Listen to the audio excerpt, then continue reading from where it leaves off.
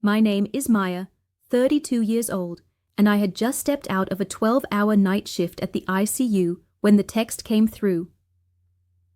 Don't forget the table settings. No plastic cups this time. The message was from Monica, my mother-in-law, and it landed heavier than the overnight crash, still dragging through my bones. I wanted to close my eyes and sink into silence, but instead I drove straight to her house, the house that wasn't mine, but had swallowed nearly every corner of my life. From the outside, the place looked serene. The garden had been trimmed for the party, fairy lights wrapped neatly around the porch columns. A row of cars already lined the street, polished SUVs gleaming under the sun. To anyone passing by, it looked like the picture of unity, a family gathered, love overflowing, celebration in the air. Inside, the illusion grew stronger. Guests in linen and pearls sipped champagne as though they had never argued a day in their lives. My husband, Ethan, smiled faintly in the corner, laughing politely at a joke he probably hadn't heard. And at the center of it all, Monica, queen in lavender, orchestrating the party with her hands barely moving. She didn't have to. I was already in the kitchen, sleeves rolled, scrubs still clinging to my skin because no one else would be. I set down the grocery bags I had picked up at dawn and tied my hair with the stretched-out band I always kept around my wrist. The kitchen counters overflowed, vegetables rolling from paper bags, sticky notes with wine brands and appetizer suggestions plastered on the cabinets. No plastic, no shortcuts, no excuses. I didn't need the notes. I had heard her voice in my head for months. By 10 in the morning, I was steaming asparagus, stirring sauces, and arranging plates I could barely keep balanced. My stomach growled with emptiness, but there was no time. Every motion felt like running underwater, slow, heavy, endless. The clang of pans and hiss of boiling water drowned out the laughter from the other room, but the laughter still slipped through the cracks, mocking me. I wiped sweat from my forehead and grabbed the next pan, telling myself what I always did. It won't last forever. Just get through today. Except today was every day. Different dress, same performance. Monica appeared in the doorway around 11. Sequins glittered against her blouse, and she already had a glass of wine in hand. "Lovely," she said, surveying the chaos I was pulling into order. "Everything looks wonderful." She didn't thank me. She never did. Compliments were always followed by knives. "Just remember, dear, guests never eat heavy food before one. Keep the plates light." "Yes," I muttered, my voice rough with fatigue. She smiled sweetly enough for someone walking by to think we shared a bond. But her eyes darted to the counters, the knives, the sink. "And don't forget the real glasses this time. No one in our circle drinks from plastic, her circle. Her standards. Her house." I nodded and kept stirring, because there was nothing else to do. She lingered a moment longer, sipping her wine like a judge watching an apprentice on trial, then drifted back toward the laughter that never touched the kitchen. By noon, the house swelled with voices. I could hear the clink of bracelets, the rustle of dresses, the faint ring of champagne glasses raised in toast. I imagined what the guests must see. Monica glowing at the center of her perfect home, Ethan smiling dutifully by her side. A family that looked flawless. But the truth was simmering here, in this kitchen, where my hands shook from exhaustion, where every dish was mine, and where no one outside this doorway even cared to notice. I paused, staring at my reflection in the oven door. My eyes were bloodshot, my cheeks pale, and the rubber band pulling my hair back had stretched thin enough to snap. For a second, I barely recognized the woman looking back. And that's when I realized something. The perfect portrait Monica showed the world was painted over my cracks. She needed me invisible so her image could shine. And every day I let it happen, the paint grew thicker, the cracks deeper. If you've ever felt invisible like this, working in the shadows while others take the credit, then you know the weight I'm carrying. And if you want to follow how this story unfolds, how the cracks in this perfect picture finally break open, make sure you subscribe to the channel right now, because trust me, what comes next will leave you stunned. I went back to chopping herbs, forcing my mind to stay present. Guests laughed somewhere in the distance. A doorbell chimed, new arrivals pouring in with their coats and perfumed hugs. I arranged platters, polished glasses, refilled the punch bowl. Every task stretched into the next until I couldn't tell where morning ended and afternoon began. At 12:45, Ethan finally wandered into the kitchen. Freshly showered, hair neat, coffee in hand. "You're doing great, babe," he said, leaning casually against the doorframe.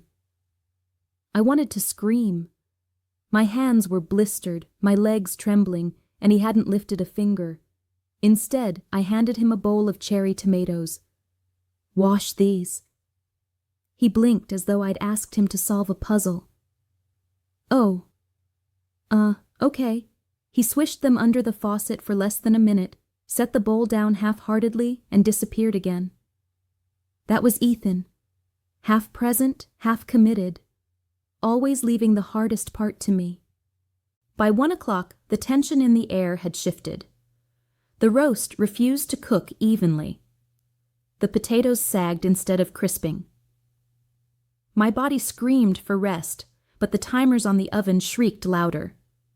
I moved faster, sharper, trying to pull it together before someone noticed. And then it happened. Ethan barreled back into the kitchen, voice hushed but urgent. "People are asking about the food. You're making us look unprepared." I froze, knife in hand. My body ached with more than exhaustion. It ached with rage. "Ethan," I whispered, "I've been awake for almost 24 hours. I've cooked 4 courses. I've polished glasses. I've done everything while you stood there smiling. Don't tell me I'm making us look unprepared." He waved a dismissive hand. "Just finish plating." Mom's guests are whispering. He reached for the stack of plates I'd set aside, and in his haste, his elbow nudged the edge of a wine bottle. The crash echoed through the house. 3 porcelain plates shattered across the tile, shards scattering like ice.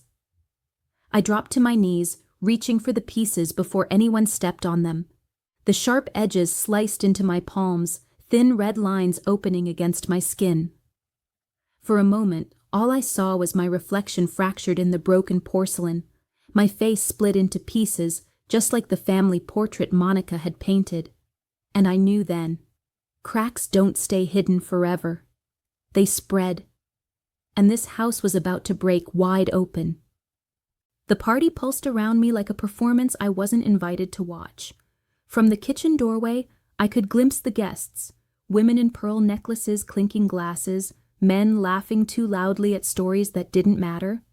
Monica floated through them like a hostess from a magazine spread, her sequined blouse sparkling with every turn. She didn't mention my name. She didn't mention the hours I had already spent sweating in her kitchen. To everyone else, it looked like she had orchestrated everything herself. I laid out platters of appetizers, arranging them like puzzle pieces so no one would notice my trembling hands. My palms stung from the cuts I'd gotten when the porcelain plates shattered, a faint sting with every motion. I hid the pain, the way I always did. Guests praised the spread. Monica smiled, dipping her head modestly, but her eyes gleamed with triumph. "You've outdone yourself," someone said to her. She accepted the compliment gracefully, though she hadn't lifted a single pan. By 1:30, the dining table groaned under the weight of food. Roasted meats, 2 different pastas, vegetables arranged in neat concentric circles. The kind of table that could have been photographed for a lifestyle magazine. Only I knew the truth, that behind the shimmer and polish, I had nearly collapsed pulling it together. When the first wine was poured, Monica clinked her glass. "To family," she announced, her voice ringing sharp and deliberate. "There's nothing more precious than unity." Her guests echoed with polite cheers. I felt the word slice into me. Unity. The word burned like a cruel joke. I slipped back into the kitchen, retreating into the steam and the hum of appliances. My stomach ached with hunger, but I couldn't eat. If I slowed down, everything would collapse. And maybe, just maybe, I wanted it to collapse. At 1:45, Ethan barged in again, face flushed. He lowered his voice, but the urgency was sharp. "People are whispering. The roast isn't on the table yet. What's taking so long?" I turned, spoon still in my hand. "Ethan, I haven't slept in 24 hours. I've made every dish in this house. Maybe you could explain that to your mother's friends instead of rushing me." His jaw tightened. "You're making us look unprepared." U.S. The word rang hollow.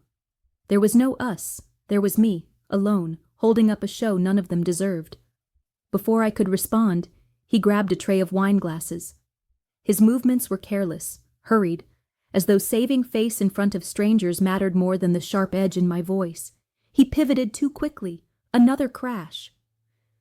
This time, crystal shattered, scattering across the floor in glittering fragments. The sound cut through the chatter in the dining room. For a second, silence spread like smoke. I knelt instinctively, reaching for the shards. Blood welled where one sliced across my finger. A thin red line, small but undeniable. "Don't be dramatic," Ethan muttered, already disappearing back toward the dining room. "It's just a few glasses. Just a few glasses. Just a few cuts. Just a few years of silence." That's how everything had been minimized, until it was crushing me. I stayed on the floor longer than necessary, staring at my fractured reflection in the shards. My face split into fragments, none of them whole. The hum of voices grew again, laughter forced, but I knew the moment had left a crack too wide to close. When I looked up, I saw him. Arthur.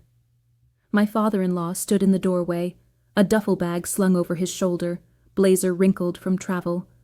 He had arrived quietly, unnoticed by the rest. His eyes swept the kitchen, lingering on the broken glass, then on my hands, raw and cut. "Maya," he said, voice low, steady. "Did you do all this?" I nodded, still crouched on the floor. "Yes." "By yourself?" My throat tightened. I forced the word out. "Always." For a moment, Arthur didn't move. Then he set his bag aside, crouched down, and gently pushed my hand away from the shards. "You'll cut yourself worse," he murmured. His hands were steady, practiced, gathering the sharpest pieces into a towel. No one had touched me with such care in months. The contrast nearly undid me. When the last shard was collected, he stood, his gaze traveling to the platters spread across the counters. The sheer amount of work. The exhaustion etched across my face. He exhaled slowly, something heavy passing across his expression. "Come with me," he said. "What?" "Now." "Come on," I hesitated, but his tone left no room for refusal. My legs trembled as I rose, following him down the hallway. Each step echoed louder than the last. The dining room swelled with chatter. Monica glowed at the head of the table, raising her glass for another toast. She didn't see us approach until Arthur cleared his throat. The sound cut through the room. Conversations stilled. All eyes turned toward him. "Oh, darling," Monica said, her smile practiced. "You're back." "Everyone. My husband. Straight from Atlanta. Isn't he wonderful?" She raised her glass, ready to resume the performance, but Arthur lifted his hand. "Not yet." The room hushed. Monica's smile faltered. "Before anyone eats another bite," Arthur said, his voice carrying with the weight of command, "you need to know the truth." Confusion rippled across the guests. Monica's laugh rang brittle. "Arthur, please, don't be dramatic. It's a birthday party. Arthur's gaze swept the room, steady, unflinching. Everything you see on this table, the food, the preparation, the hours of work, that was not Monica. He gestured toward me. It was Maya. Alone. After working a 12-hour night shift, the air shifted. Gasps fluttered. Pearls clicked against wine glasses as women shifted uncomfortably in their chairs. A man coughed into his napkin. I felt every pair of eyes land on me. Heat crawled up my neck, but Arthur's hand rested lightly against my back. Not possessive, but steady. A shield I hadn't realized I needed. Monica's face drained of color. She forced another laugh, brittle and sharp. "Oh, Arthur, don't exaggerate. Maya loves cooking," she offered.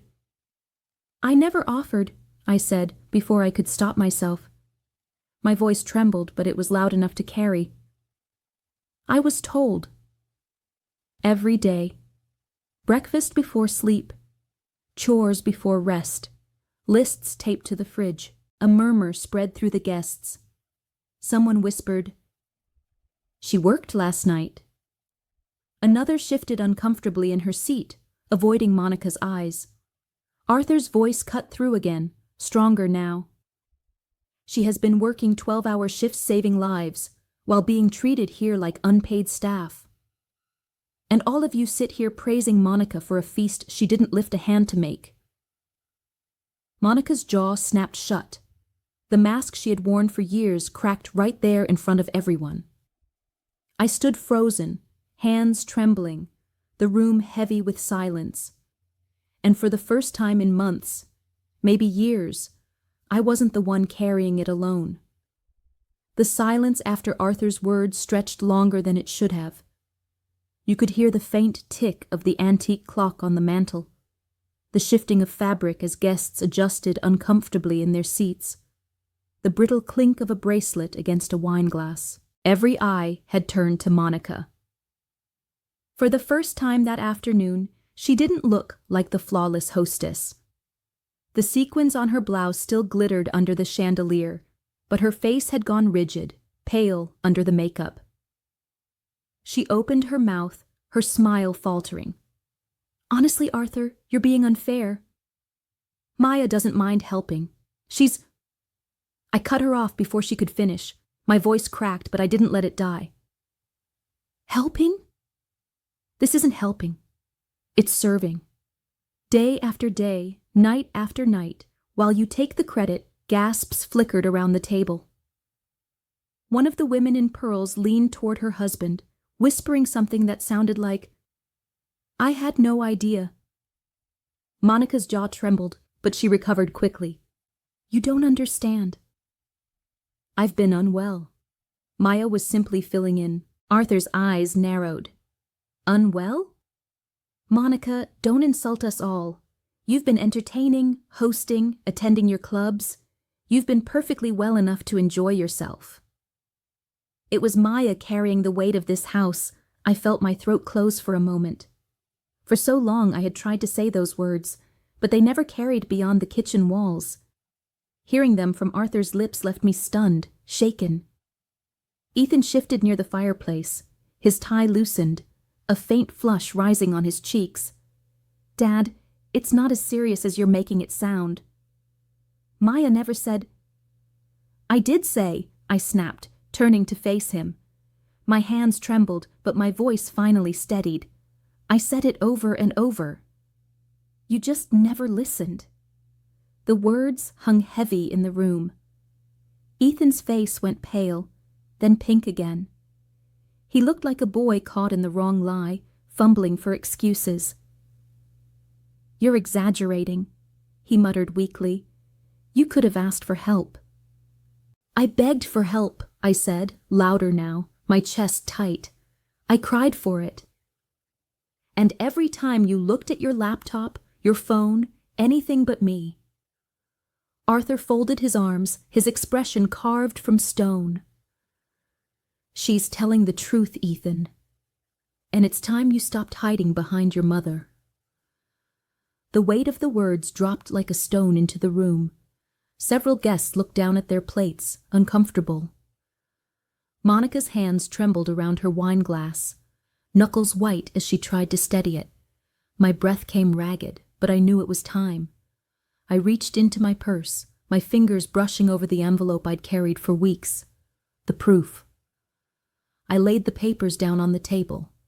Bank statements, screenshots, lists of charges from grocery apps, wine deliveries, floral arrangements, all linked to my card.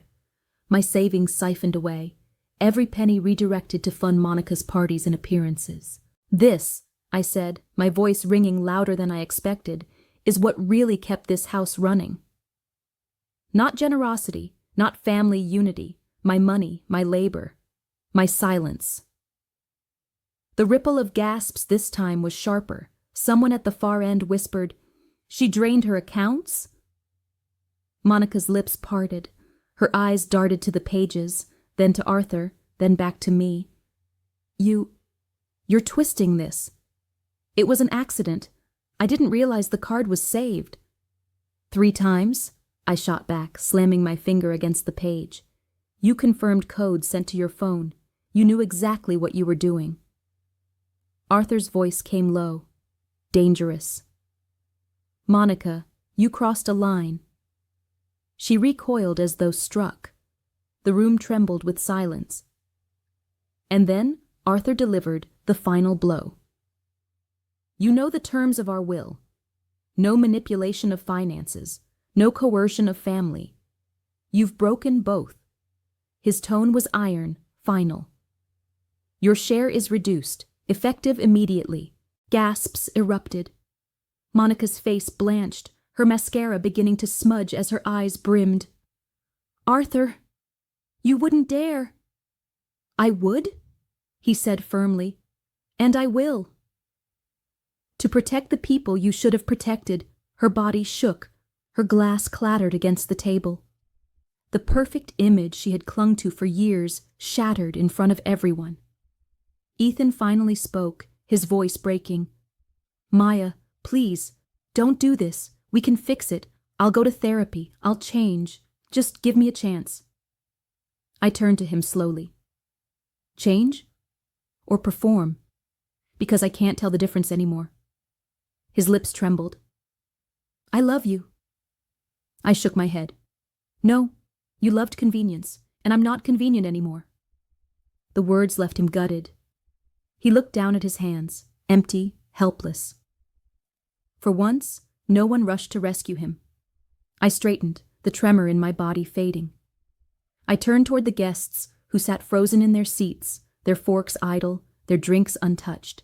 If any of you think I'm being dramatic, I said, my voice slicing through the silence, ask yourselves this. Would you trade places with me? Would you endure what I've endured for 1.5 years? No one spoke. No one moved. The silence was answer enough. I stepped back, away from the table, away from Monica's trembling hands and Ethan's downcast face. Arthur's eyes met mine. Steady. Supportive. You don't have to stay here, Maya, he said softly. And for the first time in months, I believed him. I walked toward the door. Past the polished side table I'd shined that morning. Past the vase of flowers I'd arranged before sunrise. Past Monica's sequined blouse. Ethan's empty promises. The fractured porcelain of a family portrait that had never been real. The knob was cool in my hand. I pulled it open, and the night air rushed against my face, sharp and cleansing. Behind me, I heard whispers, soft apologies, quiet shock, the shuffle of chairs, but I didn't look back. For the first time in 18 months, I stepped outside without needing anyone's permission. And as I closed the door behind me, I knew. The portrait was shattered.